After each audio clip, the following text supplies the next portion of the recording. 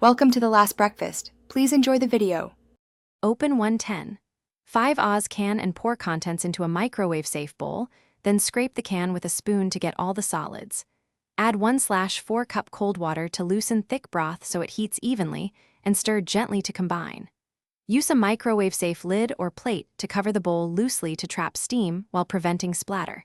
Keep a small vent so pressure doesn't build. Have oven mitts ready and choose a shallow, wide bowl for uniform heating. Place the covered bowl in the microwave and microwave on high, 1000 W for 2 minutes, then remove and stir to break up any clumps. Microwave an additional 60 to 90 seconds until the soup is visibly steaming and the noodles are tender. Times vary by microwave. Stir again and test temperature in the center of the bowl. Target 165 degrees F internal temperature to ensure safety.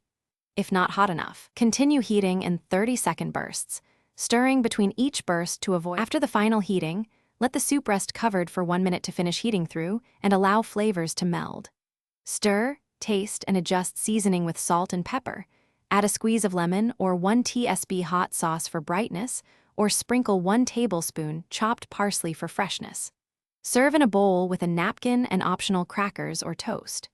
Refrigerate leftovers within 2 hours in a sealed container for up to 3 days, or freeze in a freezer-safe container. Thanks for watching. If this was helpful, leave a like and consider subscribing. See you next time.